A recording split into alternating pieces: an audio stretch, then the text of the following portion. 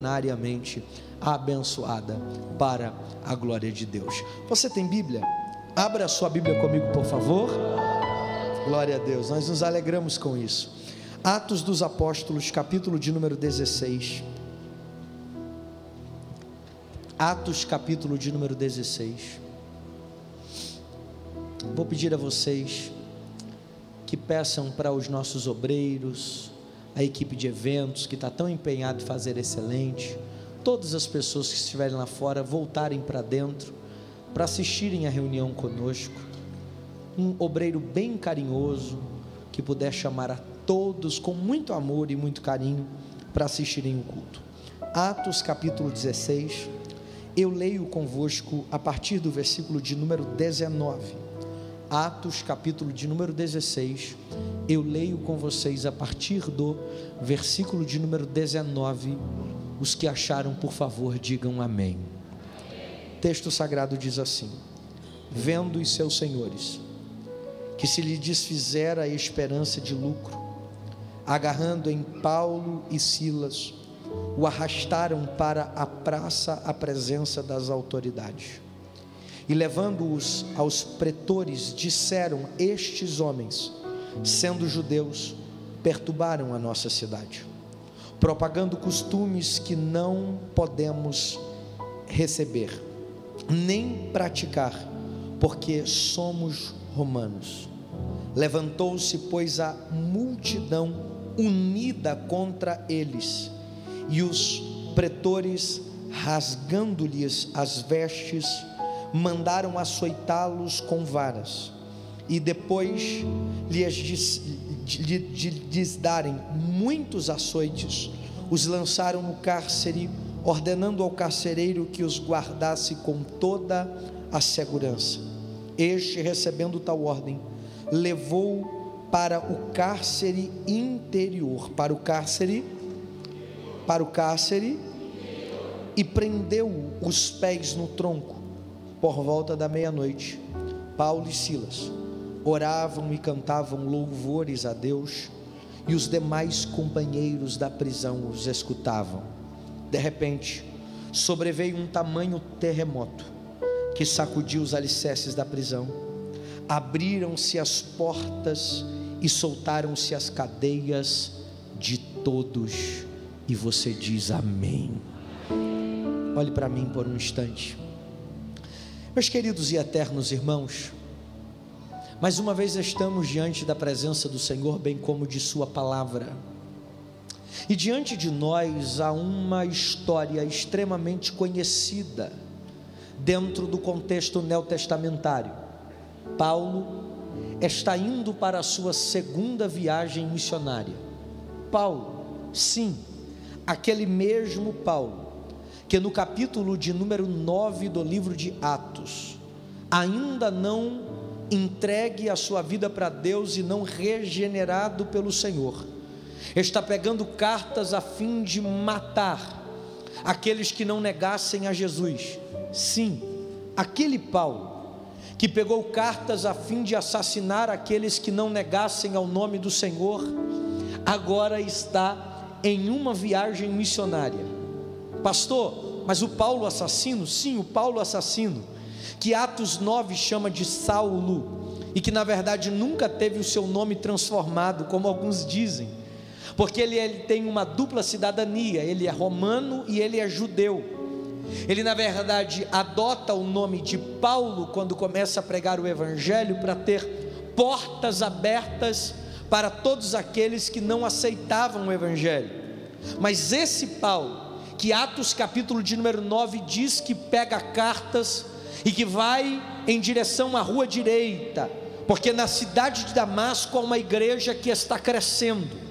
Se você observar a Bíblia, vai descobrir que esse homem que tem intenção de assassinar os cristãos da igreja, agora está a serviço do reino de Deus, pregando o evangelho. Vou repetir: esse homem que tem a intenção de paralisar o crescimento da igreja, agora tem um encontro com Deus nesta viagem, que ele está com a intenção de assassinar os irmãos da igreja que está crescendo pelo lado de Damasco. tem um encontro com Deus nesse caminho, e a Bíblia Sagrada vai dizer que a sua vida é mudada de maneira tão extraordinária, que se por uma vez ele está indo para assassinar os cristãos da igreja, agora ele está pregando o Evangelho. É por isso que eu prego o Evangelho, porque enquanto uns acreditam que para alguns não tem jeito, a Bíblia mostra um caminho diferente. Alguém diz: pastor, pau que nasce torto nunca se endireita. É porque ainda não se encontrou com o carpinteiro de Nazaré. Porque pau que nasce torto, quando encontra com o carpinteiro de Nazaré, passa no torno da graça e vira um valão valoroso. Este Paulo, que está com intenções de matar os cristãos da igreja, agora está a serviço da igreja. Atos capítulo 16 diz que ele está em sua segunda viagem missionária. Ele está indo para a antiga cidade de Creníades, agora conhecido como terra de Filipos. A Bíblia Sagrada diz que quando ele vai para essa terra, ele resolve fazer na casa de uma mulher chamada Lídia um ponto de pregação. A Bíblia diz que naquele lugar ele prega o Evangelho, a casa fica lotada, cristãos se rendem ao nome do Senhor. Ele olha para Lídia e diz: toca essa obra, porque o meu horário aqui já terminou, eu tenho que ir para outro lugar. Estabelecendo naquele lugar um ponto de pregação e deixando naquele lugar um rastro de avivamento, ele resolve sair e continuar a sua viagem missionária. Pelo que diz o texto sagrado, que quando ele sai para continuar a sua viagem missionária, uma jovem possuída por um espírito chamado Pitom, uma pitonisa, uma adivinha, uma mulher que dava lucro aos homens que se aproveitavam da sua escravidão, ela vai atrás de Paulo e Silas gritando: esse é Paulo e aquele é Silas, e eles são servos do Deus Todo-Poderoso. Quantos me ouvem, digam amém.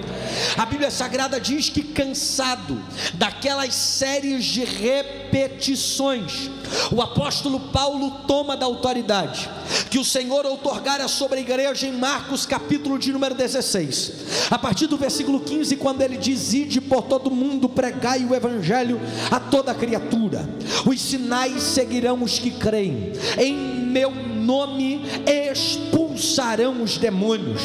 Tomando desta autoridade, ele levanta a mão e ele dá uma ordem imperativa aos espíritos que aprisionam aquela menina: espíritos imundos, saiam daqui. Aí o texto diz que, vendo os donos daquela mulher que a esperança de lucro havia terminado, resolveram lançar uma falsa acusação sobre Paulo e Silas, dizendo que eles eram arruaceiros e estavam pregando contra o Império Romano. Notem bem, senhoras e senhores, que o versículo de número 19 faz com que os homens percebam que a esperança de lucro havia acabado. Observe, a jovem está liberta. Eu disse que a jovem está muito fraco, a jovem está. Mas os donos daquela mulher não estão celebrando a libertação, estão preocupados, porque uma vez liberta, tenta cessar um pouco a movimentação desnecessária. Os donos daquela mulher, em vez de celebrarem a libertação, eles estão aterrorizados, tristes, lamentando. Por quê? Porque percebem que não vão ganhar mais dinheiro com a escravidão espiritual que aquela jovem passa. Observa isso. Em vez de celebrarem, foi liberta, lamentam: perdemos a chance de ganhar dinheiro. Vou de novo. Em vez de celebrarem, foram liberta, eles estão lamentando. Por quê? Porque a esperança de lucro acabou. Não estou entendendo. Traduzo para você. Esses homens, em vez de celebrarem a libertação, estão preocupados com o dinheiro que deixarão de ganhar em detrimento àquela libertação. Não entendi. Parece que nós estamos vivendo tempos semelhantes a esses, que atacam até aqueles que se dizem discípulos do Senhor. Você se lembra de João, aliás, capítulo 4, quando Jesus ele vai à cidade de Samaria? O texto sagrado diz que ele vai para a cidade para transformar uma mulher. Eu disse que ele vai à cidade para transformar uma. Você pode melhorar. Ele vai à cidade para transformar uma. Só que quando ele chega naquela cidade, os discípulos dão a ele uma notícia: estamos com fome. Os discípulos estão preocupados com a sua necessidade. Aí Jesus diz assim: vão vocês buscarem do que comer, porque eu vou ficar aqui para cumprir o meu propósito. Entenda uma coisa, eu sei que você tem necessidades, mas é impossível você fazer a obra de Deus sem se lembrar que além das nossas necessidades existe um propósito. Tu me ajuda a pregar? Diga para a pessoa que está do teu lado: Deus entende a tua necessidade. Acorda essa pessoa que está aí dormindo do seu lado, diga para ela: Deus entende a tua necessidade, desde que você não se esqueça do teu propósito. Não, você não entendeu. Deus sabe o que você precisa, mas não é porque você precisa de alguma coisa que Ele deixou de querer te usar para abençoar alguém. Não, você não pegou. Os donos daquela mulher estão lamentando porque a esperança de ganhar grana com a escravidão espiritual daquela mulher caiu. Os discípulos em João capítulo 4 estão mais preocupados com a fome do que com o propósito. É porque não leram a palavra ou se esqueceram de examiná-la. Jesus diz assim: não estejam ansiosos com o que vocês vão comer, com o que vocês vão beber ou vestir, Marcelo. Ele diz assim: buscar em primeiro lugar o reino de Deus e a sua justiça, e estas demais coisas vos serão acrescentadas. Você não entendeu? Quando o reino for a tua prioridade, você será a prioridade no reino. Ei, você que está em casa precisa aprender isso em nome de Jesus. Pastor, eu tenho necessidade, sim, mas nós não podemos vir à igreja por causa da nossa necessidade. Nós temos que vir por causa do nosso propósito. Eu vou dizer de novo: tem gente que veio na igreja hoje por causa de pão, mas tem gente que veio na igreja por causa da glória. Quem veio por causa do pão só quer saciar a sua fome. Quem veio por causa da glória está pensando: quando essa reunião terminar, eu vou esparramar a glória que Deus lançou sobre a minha vida. Você não entendeu? Os donos daquela mulher estão preocupados com a grana, mas não estão celebrando a libertação. Olha o Nicolas andando, desfilando na igreja. Ô meu filho, acaba com a minha autoridade, não tinha que estar sentado, não é para abraçar ninguém agora. Não perdoa nem os de casa. É hora de assistir culto, gente, ter reverência na igreja. Tenta entender o que eu vou te dizer aqui nessa reunião. Em vez de você se preocupar com a tua necessidade, deixa Deus se preocupar com ela. Tu pode fazer um favor para mim? A cotovela e a pessoa que está do teu lado e diga para ela: Deus tem o melhor para você. Não, deixa eu te falar uma coisa: se você for o maior interessado nas suas necessidades, talvez você vai supri-la com escassez, mas se você deixar Deus no controle de todas as coisas, você vai ver a abundância de Deus suprindo todas as áreas da tua vida. Não, eu vou falar mais uma vez: essa geração está mais preocupada com o lucro do que com a vida. Mas essa noite eu vim profetizar que esse evangelho capitalista que tira Deus de cena, ele não vai ganhar raízes aqui nessa igreja. Eu vim profetizar para alguém: a nossa preocupação é a libertação, a nossa preocupação é a salvação. O pão Deus vai cuidar, a necessidade Deus vai cuidar, o lucro vai vir depois. Nós queremos a glória de Deus nesse lugar. Pergunte para a pessoa que está do teu lado: você está servindo pela necessidade? Você está servindo pelo propósito? Porque se você servir pela necessidade, infelizmente, quando a necessidade for suprida, você não vai servir mais. Toda pessoa que serve pela necessidade, quando é suprido, vai embora. João diz assim: os que não estão no nosso meio nunca foram dos. Tem gente que veio aqui, aproveitou da graça, pulou na presença, sentiu arrepios, chorou na presença de Deus, teve a vida transformada, viu Deus abrindo portas, Deus restaurou a família. Onde eles estão? Não estão aqui, sabe por quê? Porque só vieram por aquilo. Eu consigo entender que existe algo que vai além da minha necessidade. Eu consigo entender que o propósito é maior do que a minha própria vida. Eu consigo entender que eu fui chamado para algo que é maior do que o lucro. Eu não estou entendendo. Eu fui chamado para algo que é maior do que o lucro. É por isso que os donos, olha só, vendo que a esperança de lucro acabaram, pegaram Paulo e Silas e levaram para a praça para dar um pau nele. Porque gente que está querendo lucro não está preocupado com libertação. Tem gente que entrou aqui só querendo lucro. Tem gente que entrou aqui só querendo vitória. Veio para a igreja errada. Essa igreja não é a igreja que fica alimentando a ideia de que Deus está aqui para te dar vitória. Não, Deus está aqui para transformar teu caráter. Deus está aqui para mudar o teu jeito de andar, teu jeito de falar, teu jeito de agir. Deus está aqui, Ele pode te dar vitória, pode, mas a maior intenção de Deus não é te dar vitória, é transformar você, transformar a tua casa, transformar a tua família. A maior intenção de Deus não é te dar um carro, mas é te colocar para habitar no céu por uma eternidade. Eu estou profetizando para quem tem glória a Deus, aleluia. Está na hora de nós entendermos, não é a necessidade que me move, mas é o propósito. Quem vai mover a minha vida? Tem alguém aqui que acredita nisso? Dê um grito para o céu, porque o eterno merece. Vendo que a esperança de lucro acabaram, sabe o que fizeram? Pegaram Paulo e Silas e levaram na presença dos pretores e magistrados da época. Deixa eu te falar uma coisa: quando o meu propósito está acima da minha necessidade, eu consigo passar de cabeça erguida pelas injustiças, sem questionar a Deus.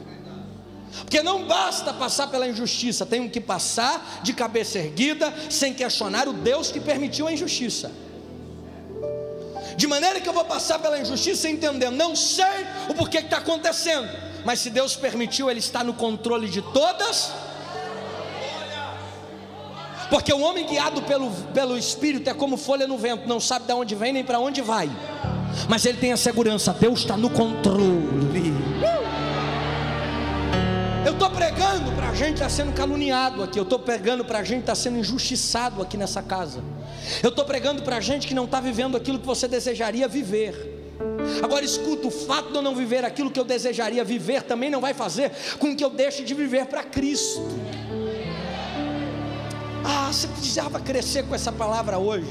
Pegaram a Paulo e Silas e levaram no meio da praça. A Bíblia diz que vão dar 39 chibatadas, uma quarentena menos um, porque menos um é a misericórdia de um romano.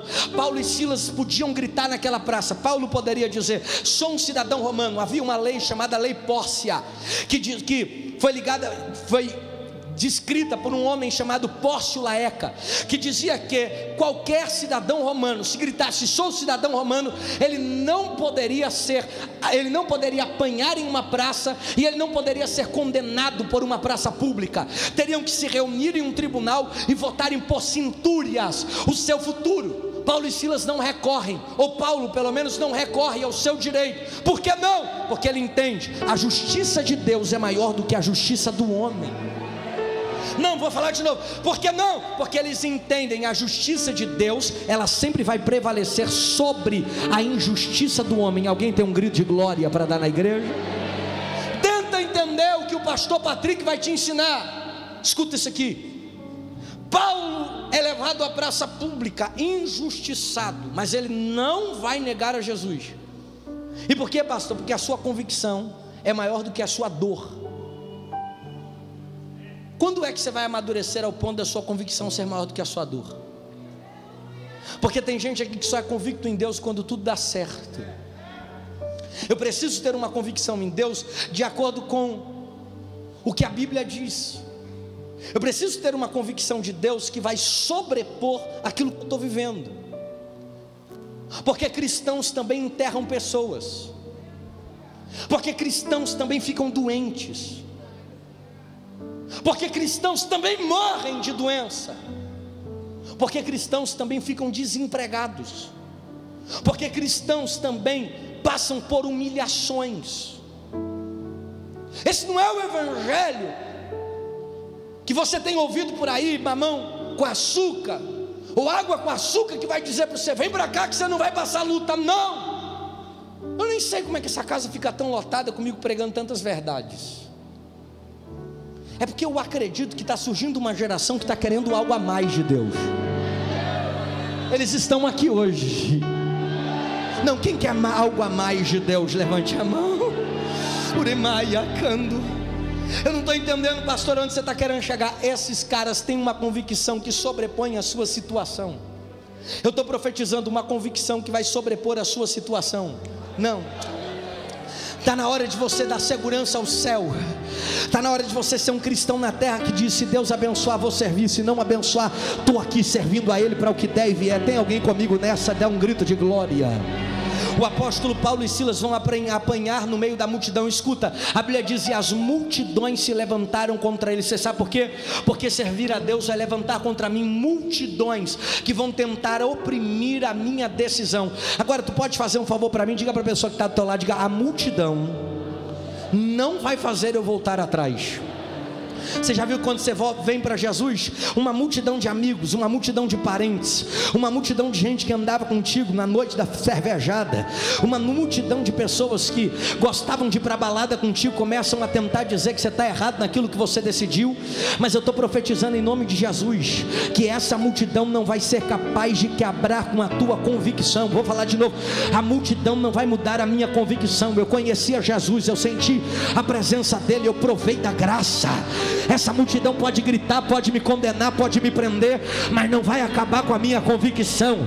Essa multidão pode se levantar contra mim, pode me julgar, pode me apontar, pode querer o meu mal, mas não vai acabar com a minha convicção. Tem alguém convicto que vai servir a Deus aqui para a vida inteira? Não, vou falar de novo. Tem alguém aqui convicto: pastor, desse caminho eu não volto, desse caminho eu não abro mão, eu vou servir a Jesus pela minha vida inteira? Quem tem essa convicção, levante a mão e dá um grito de glória. Não estou entendendo. A multidão os condenou, e não me interessa que a multidão vai falar ao meu respeito, se Deus tem algo para a minha vida. E não interessa, a multidão não teve a experiência que eu tive. É por isso que eles ainda estão querendo me condenar. Mas Paulo e Silas serão presos. A Bíblia diz que eles serão colocados no cárcere interior. Eu vou dizer de novo: no cárcere. Posso lançar uma palavra sobre a sua vida? Tem muitas pessoas que estão aqui nessa casa hoje presos no cárcere interior, presos dentro de um cárcere de ressentimento, de tristeza, de angústia, presos dentro de um cárcere de passado, presos dentro de um cárcere de dor, presos dentro de um cárcere de ressentimentos. Eu estou profetizando, essa cadeia quebra ainda essa noite para a glória de Deus. Não, você não pegou, vou gritar para ver se alguém pega. Essa cadeia vai quebrar ainda essa noite para a glória de Deus. Estou profetizando, em vez de você estar preso num cárcere interior, do teu interior surgirão rios de água viva. Ei, Paulo e Silas vão entrar na prisão. Tenta acompanhar essa cena comigo, por favor. Pode me ajudar? Vou para o fim agora. Os dois estão entrando arregaçados. Alguém está olhando dizendo que não é aquele servo de Deus, não é aquele pregador do evangelho. Porque se ele prega o evangelho, como é que ele pode viver isso? Porque se ele quer crente, vai na igreja toda segunda, toda quinta e todo domingo, como é que pode estar passando pelo que está passando? Já ouviu essa voz? E eles estão entrando arrebentados dentro do cárcere. De um lado está Satanás olhando, dizendo assim: ainda hoje vai negar Jesus. E eu vou te falar uma coisa que eu queria que você ouvisse. O diabo montou uma estrutura de demônios que estão olhando para você e estão dizendo que dessa que você está passando, nessa que você está passando, você vai negar o nome de Jesus. Que nessa que você está passando, você vai abrir mão de servi-lo. Eu tenho uma palavra para você que está aqui, para quem está dentro de sua casa. Satanás está apostando que porque você está passando o que você está passando, você vai deixar de servir a Jesus. O diabo está apostando que por causa desse desemprego, desse problema familiar, desse problema sentimental, você vai abrir mão de Jesus. Parece que eu vejo a pressão espiritual naquela prisão, demônios dizendo: nega, cadê teu Deus? A Bíblia diz que todos os prisioneiros viram ele passando, porque nós somos rodeados de uma nuvem de testemunhas. Mas escuta, para eu terminar essa mensagem, a Bíblia diz que foi se aproximando da meia-noite. Não, eu vou dizer de novo: foi se aproximando da meia-noite. Eu não entendi, pastor. A bruxaria define a meia-noite como um horário deles. Os satanistas definem a meia-noite como o horário deles. É na meia-noite que os satanistas fazem pacto com os seus demônios. É na meia-noite, por exemplo, que quem foi até o terreiro raspa a sua cabeça. É na meia-noite que se sacrificam animais em encruzilhadas. Já percebeu que o horário mais perturbador de um dia parece a meia-noite? Agora escuta o que eu vou te dizer. Se a meia-noite é o horário mais escuro de um dia, eu parafrasio a frase do filme O Batman, que diz: a noite é mais escura quando o dia começa a amanhecer. Eu não entendi. Você se lembra de Mateus capítulo 25, que diz assim: mas à meia-noite ouviu-se um grito, eis aí o noivo.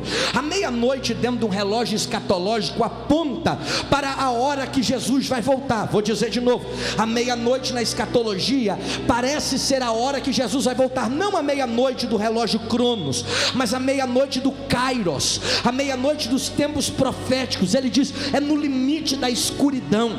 É quando a terra ficar em trevas, que ali eu vou fazer resplandecer uma forte luz. É no horário mais escuro, é no momento mais difícil, que a Bíblia comunica escatologicamente que o Senhor vai aparecer. Foi na meia-noite que se ouviu o grito, eis aí o noivo. Mateus 25:10. Não entendi, você vai me entender. O diabo por muito tempo achou que a meia-noite era dele, achou que se colocasse você na escuridão, você negava, achou que se aumentasse a pressão, você desistia. E tem gente aqui na minha frente que está passando pelo horário mais doloroso de toda a sua vida, e tem gente aqui na minha frente que está passando pelo momento mais trágico de toda a sua história.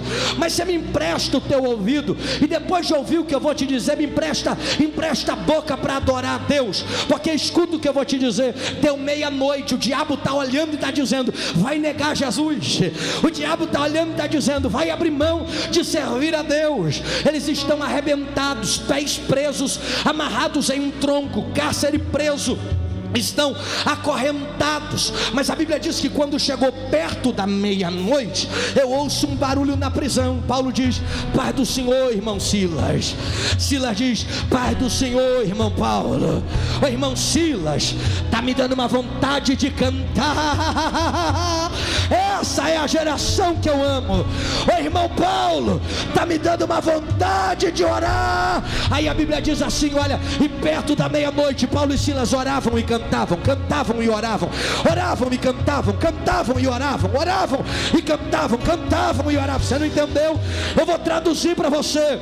Enquanto os demônios estão dentro da prisão dizendo: vão negar, de repente um olho diz: a paz do Senhor, irmão, está na hora da gente fazer um culto, porque a gente está arrebentado. Amarraram os nossos pés, arrebentaram as nossas costas, mas não arrancaram a nossa vida. E se a gente está vivo, a gente vai adorar.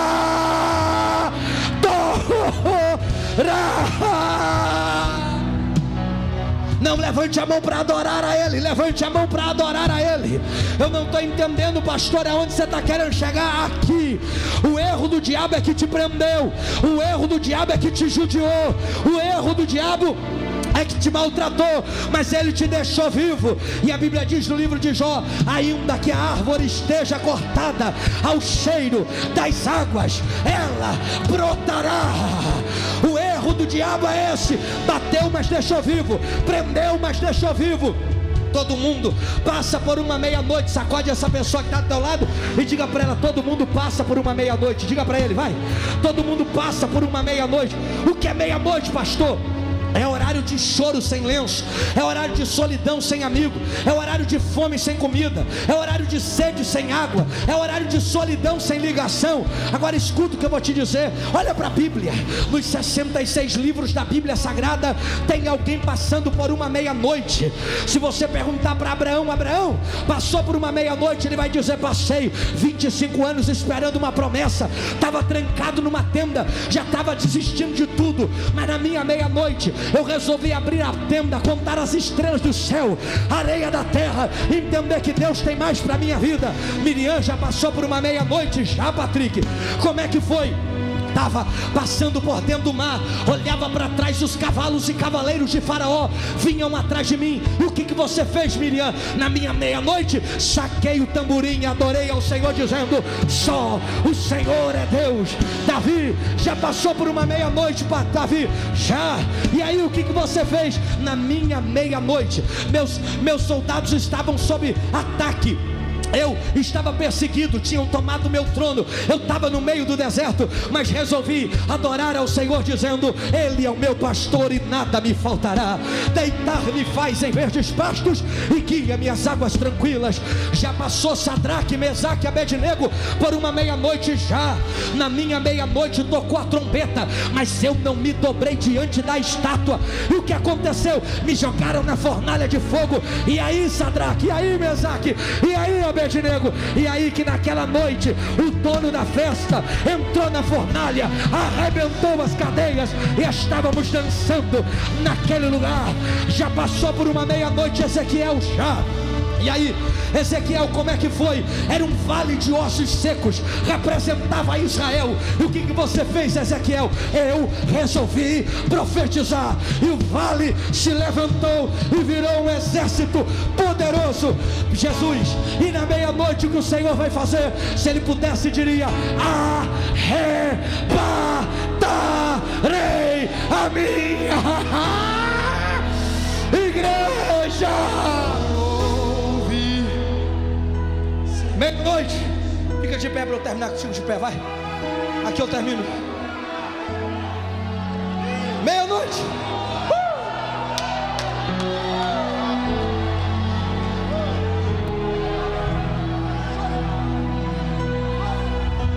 Adore mais, vai.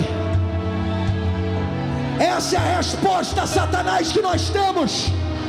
Você tentou bater, você tentou trancar, você tentou amarrar, mas deixou vivo. E estamos de pé para adorar ao Rei. Deixa eu ver quantos adoradores não param, quantos adoradores não vão parar. A luta está grande, adore mais. A batalha está grande, adore mais, Remaia, adore mais. Adore, essa é a nossa resposta. Estamos de pé, estamos de pé, estamos de pé. Meia-noite na prisão. Irmão Paulo está me dando a vontade de cantar. Irmão Silas está me dando a vontade de orar. Os caras estão arrebentados. Isso aqui é a mente fértil de um pregador. Um vai levantando.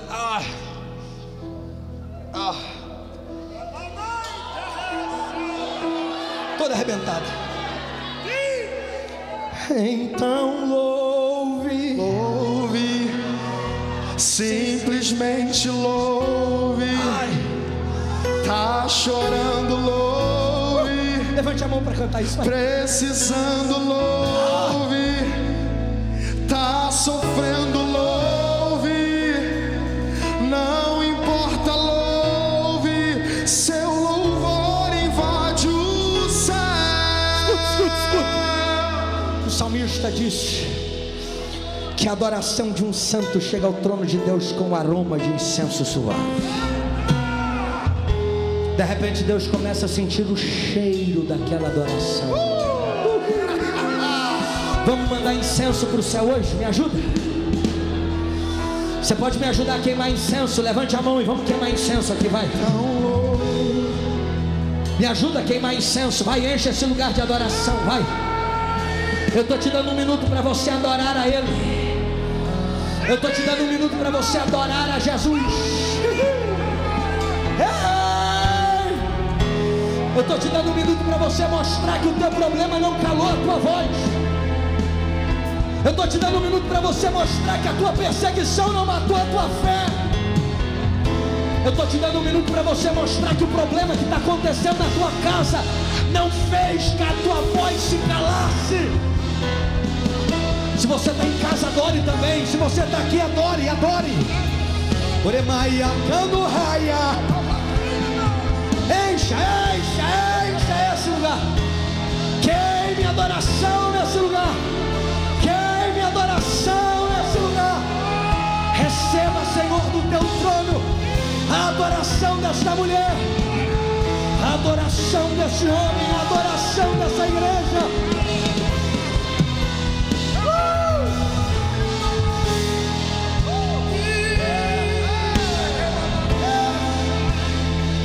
está sentindo, pastor Francisco, a adoração daqueles de Paulo e Silas. Parece que eu vejo eles se levantando e dizendo: